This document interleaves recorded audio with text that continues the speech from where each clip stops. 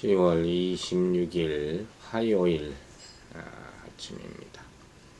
오늘은 잠언 22장 7절 말씀부터 10절 말씀까지 보도록 하겠습니다.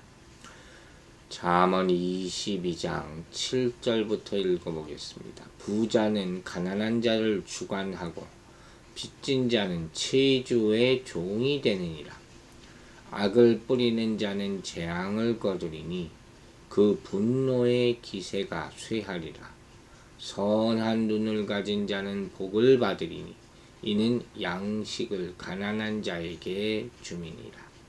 거만한 자를 쫓아내면 다툼이 쉬고 싸움과 수욕이 그치니라. 자, 7절에서는 부자의 운명과 빚진 자의 운명이 대조되고 있죠. 구약 성경에서는 가난한 자는 종종 보호의 대상으로 나타나죠. 그러나 오늘 본문에서는 하반절에 나오는 빚진 자와 동의어로 사용됐다고 보는 것이 좋아요. 즉, 이는 게을러서 부지런히 일하지 않기 때문에 가난할 수밖에 없고 그 결과 남에게 돈을 빚지게 된 자를 말하는 거예요. 빚을 지면 자유함을 잃게 돼요. 평생 쫓기며 살게 되죠. 개인도 그렇고 나라도 그렇고 항상 그 사람에게 끌려가게 살게 되고 결국 비참한 인생이 되고 만다는 것이죠. 여기서 볼 때 가난한 자와 빚진 자는 하나님께서 주신 시간을 낭비하는 게으른 자, 이렇게 해석할 수 있는 거예요. 반대로 부자와 채주는 주어진 일에 열심을 다하는 의인으로 볼 수도 있는 것이죠. 그런 의미에서 본다면 이 말씀은 의인이 맞을 긍정적인 결과와 악인이 당할 부정적인 결과를 경제적인 측면에서 소개하는 것으로 봐야 되는 것이죠. 하나님이 백성들로 하여금 게으르지 않고 부지런히 행하여서 가난의 굴레에 빠지지 말 것, 빚 같은 거 지지고 살지 말아라 하는 것을 권고하고 있는 것입니다. 8절을 보면 악을 뿌리는 자는 재앙을 거두리니 그 분노의 기세가 쇠하리라, 이렇게 얘기했어요. 여기서 기세, 분노의 기세 할 때 기세는 막대기거든요. 그러니까 원어적인 의미가 이 직역을 해보면 이런 말이에요. 악을 심는 자는 재앙을 거두고 이에 따라 그 분노의 막대기가 부러지리라가 되는 거예요. 즉, 무죄한 자를 해치려고 했던 강포가 헛되이 쓰러지고 말 것이다는 그런 의미를 가지고 있어요. 성경에 이런 얘기들이 많죠. 예를 들어서 아수르나 바벨론 이런 나라처럼 폭력을 앞세워서 정복을 일삼았던 나라들은 종종 막대기나 몽둥이에 비유되는 것이죠. 이런 나라들은 한결같이 하나님의 심판을 받아서 멸망당합니다. 그래서 그들이 휘둘렀던 몽둥이 막대기의 흔적조차 찾기 힘들 정도로 되고 마는 하나님이 사용하시는 막대기가 돼야죠. 자기 맘대로 쓰는 막대기는 결국 부러지는 거예요. 또 역사적으로 봐도 수많은 폭군들이 권세의 몽둥이를 자칭 휘두르면서 기독교를 핍박하고 의로운 사람들을 죽였지만 그들은 거의 모두가 다 비참한 모습으로 죽었어요. 그 외에는 과연 언제 그러한 일이 있었던가 의심스러울 정도로 모두 역사의 그림자 속으로 사라지고 맙니다. 따라서 이들 모두는 정말 심은 대로 거두게 하시는 하나님의 섭리가 얼마나 생생하게 살아있는가를 보여주는 증거가 되고 말거든 거예요. 근데 오늘날 우리에게 이런 사실이 중요한 이유는 뭡니까? 바로 악한 자들이 권세를 휘두르며 득세할 때 그 몽둥이 앞에 많은 사람들이 절망해요. 쉽게 절망하고 신앙과 지조를 잃고 굴복하기 때문에 이 말씀이 오늘날에도 교훈이 되는 거예요. 즉 대부분의 경우에 악한 자들이 날뛰면 그 뒤에 계시는 공의 하나님을 봐야 하는데 악한 자들이 영원히 득세할 것으로 두려워해서 굴복하고 만다 하는 사실이죠. 그러므로 여러분, 종말이 다가갈수록 사단의 세력이 더욱 기승을 부리고 우는 사자처럼 날뛰게 될 때에 우리는 육신의 눈으로만 바라보면서 두려워할 것이 아니라 반드시 심은 대로 거두게 하시는 하나님을 바라봐야 할 것입니다. 그래서 악한 자들의 세력이 강해질수록 더 큰 믿음과 인내로 이겨서 공의로운 심판에 대해서 사단의 막대기가 부러지는 날 승리하는 모습으로 하나님 앞에서 당당히 서는 그런 사람들로 살아야 할 줄로 믿습니다. 9절을 보면 선한 눈을 가진 자는 복을 받으리니 이는 양식을 가난한 자에게 주민이라. 여기서 선한 눈을 가진 자란 누굽니까? 자선, 돕는 것을 좋아하고 예민한 이 사회적 양심과 가난한 자에 대한 관심을 가진 자를 말하는 거예요. 솔로몬은 이런 자들이야말로 하나님께로부터 충분한 복을 받게 될 것이다 말하고 있는 거예요. 한마디로 가난한 사람들, 나아가서 가난으로 인해서 질병 및 온갖 어려움을 겪고 있는 약하고 소외된 사람들에게 사랑과 자비를 베푸는 사람은 하나님으로부터 복을 받게 된다 하는 것을 교훈하고 있는 말씀이죠. 그렇다면 이 복을 주시는 주체가 바로 누구냐를 정확하게 알아야지 이걸 지킨단 말이에요. 누굽니까? 천지 만물을 지으시고 세상 모든 만물의 실질적인 주인이 되시는 하나님이시다.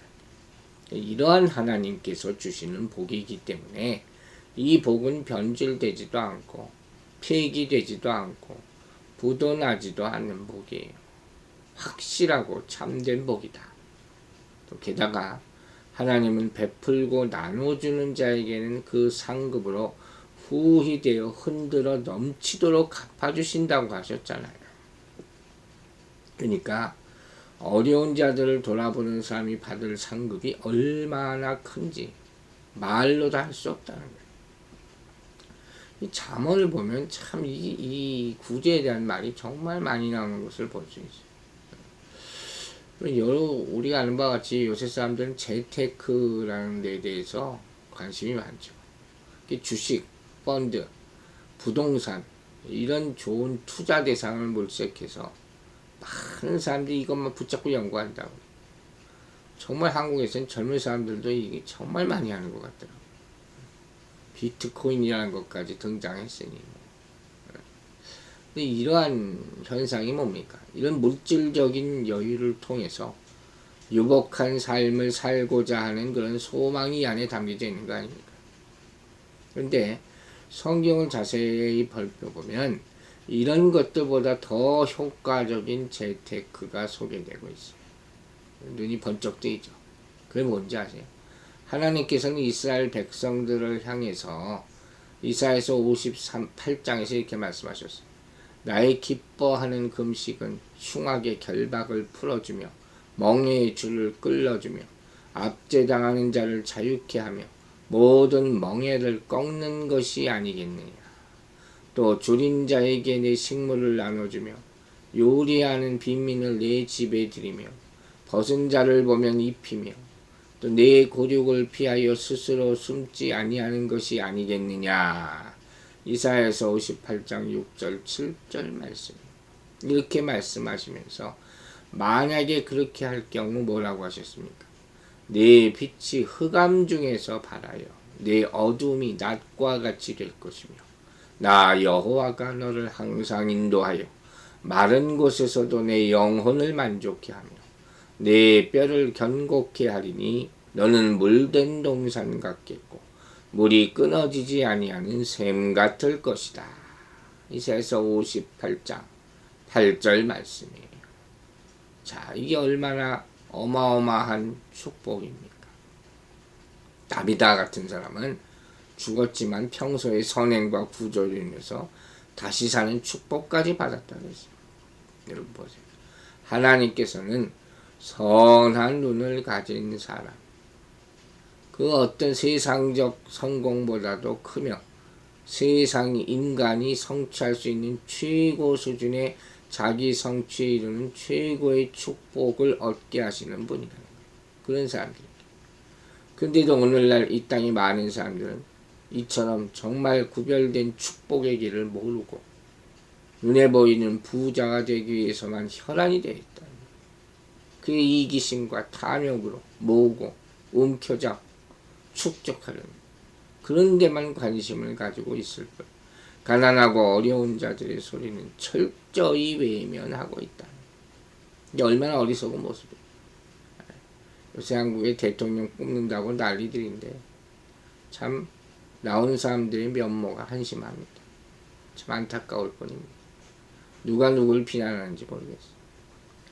그러므로 여러분, 잠시 순례자처럼 지나가는 인생길에서 우리는 지나친 욕심으로 과도하게 재물을 모으고 부자가 되려는 생각을 버려야겠어요.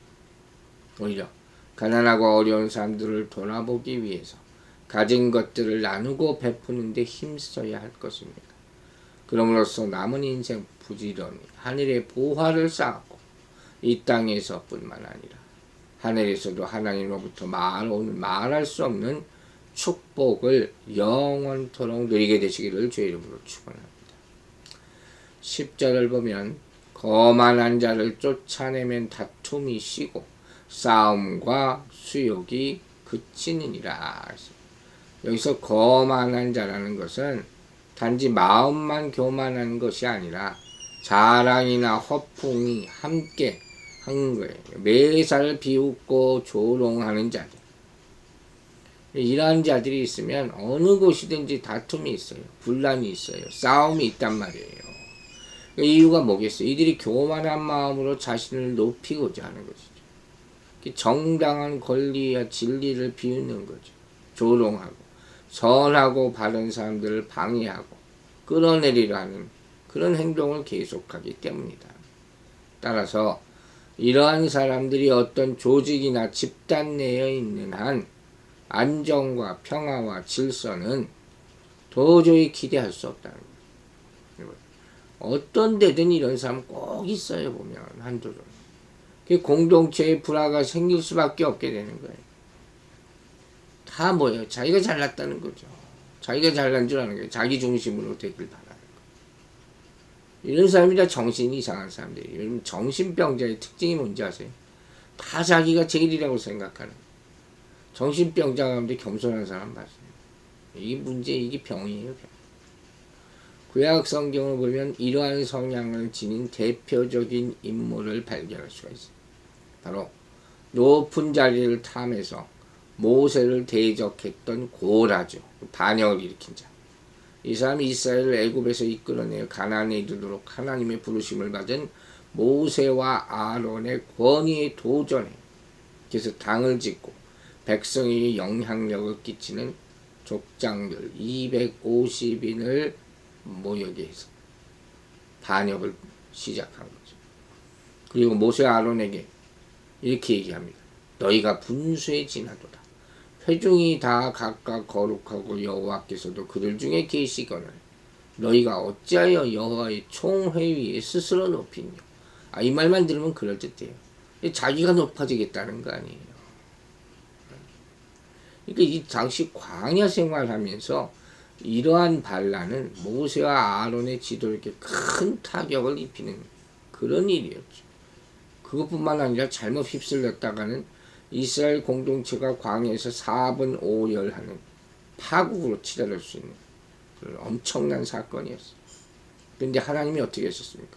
직접 개입하셔서 분란을 일으켰던 모든 자들을 산채로 땅속에 매몰시켜 일단락되는 거죠. 그로 말미암아 이스라엘 공동체가 겨우 하나 될 수 있고 안정과 질서를 되찾게 된 것이죠. 바울 사도가 이렇게 말합니다. 로마서 16장 17절에 형제들아 내가 너희를 권하노니 너희 교훈을 거스려 분쟁을 일으키고 거치게 하는 자들을 살피고 저희에게서 떠나라 그랬어. 이건 상대하는 게 아니에요. 또한 으뜸되기를 좋아하며 사도들을 악평하며 교회에서 선한 일을 하는 사람들에게 방해했던 디오드레베라는 사람에 대해서 사도 요한이 말합니다. 내가 가면 그 행한 일을 잊지 아니하리라. 요한 3서 1장 10절입니다. 평소에 그렇게 사랑을 강조했던 사도 요한도 이러한 자들에 대해서는 단호하게 대하고 있는 것입니다. 그러므로 여러분, 오늘 우리는 이상의 예들을 통해서 교만한 마음으로 자신이 최고라고 주장하며 정당한 권리를 비웃고 선한 사람들을 방해하고 다툼과 분란을 일으키는 모든 행위는 사단의 모습임을 분명히 알아야 됩니다.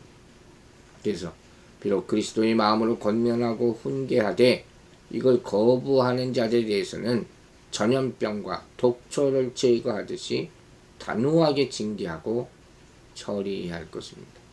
동시에 우리 또한 그러한 마음, 교만하고 악한 마음을 품지 않도록 삼가 조심해서 그리스도의 겸손한 마음을 잃지 않으므로 복음의 진리를 수호하고 교회 평화를 지키고 세워나가는 사람이 되어야 될 줄로 믿습니다. 기도하겠습니다. 아버지 하나님, 오늘도 하나님께서 주시는 교훈의 마음, 그 마음을, 그 말씀들을 깊이 새기고 지켜나갈 수 있게 도와주시옵소서. 세상이 악한데 휩쓸리지 말게 하여 주시고 눈에 보이는 부와 영화를 쫓아가지 말게 하여 주시고 하나님께서 주신 것에 감사하고 족함을 알며 다른 사람들을 많이 도울 수 있는 선하고 넉넉한 마음을 허락하여 주시옵소서. 우리가 우리 것만 쥐고 놓지 않으려고 할 때 점점 강팍하고 또 악해짐을 깨달아 알게 하여 주시고 쥔 손을 펴고 마음을 열고 하나님이 부어주실 큰 은혜와 축복을 기대하며 살 때 내가 지금 가진 것은 없다 할지라도 더 많은 것을 베풀며 하나님이 계속 부어주시는 은혜와 축복 가운데 감사하며 살아가게 될 줄로 믿습니다. 오늘 비가 많이 옵니다. 우리 성도들 어느 곳에서 무엇을 하든지 눈동자와 같이 지켜주시고 안전한 가운데 행할 수 있도록 도와주시옵소서. 감사드리며 예수 그리스도의 이름으로 기도했습니다. 아멘.